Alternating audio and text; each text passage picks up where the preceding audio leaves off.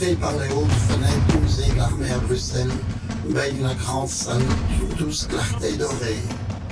Ce samedi après-midi, l'espace habituellement réservé aux collections militaires s'anime d'un frisson particulier. Trois clubs d'arts martiaux historiques européens, Bruxellas Destreza, Via Bruxellensis et celui du musée lui-même, se préparent à faire revivre le temps d'une démonstration l'âme de Tertius espagnol. Les spectateurs, massés en demi-cercle, observent avec curiosité ces hommes et femmes ajustant leurs lances et leurs arbalètes.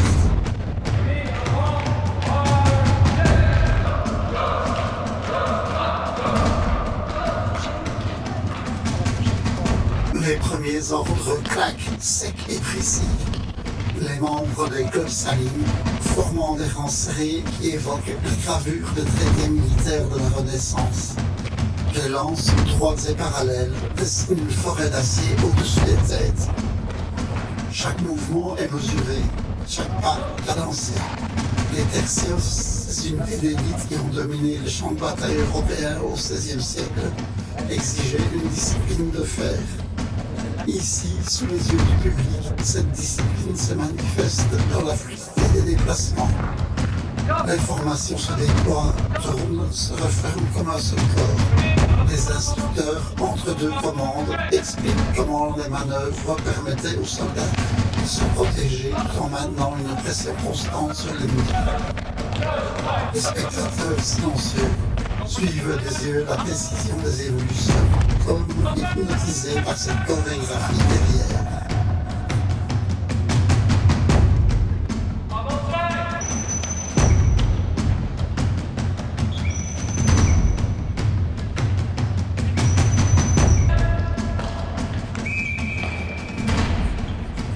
Soudain, l'atmosphère change.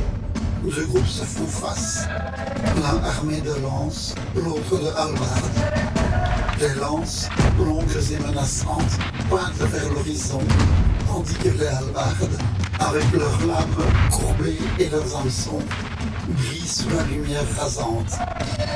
Un signal est donné. Les deux formations s'avancent l'une vers l'autre, d'abord lentement, puis avec une détermination croissante.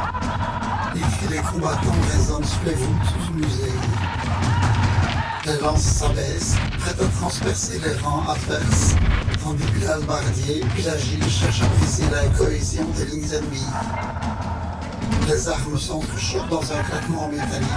Les corps se frôlent, se repoussent, dans une danse mortelle où chaque geste compte.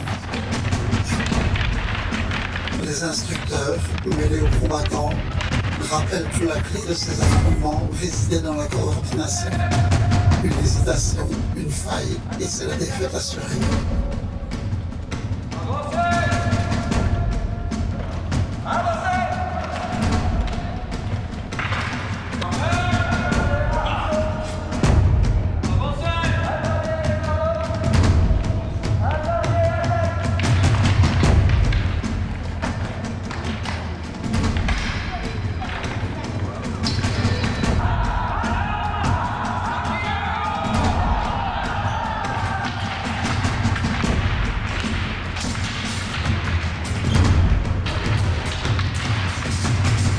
Soudain, ces combattants d'un après-midi font face au public et le chargent.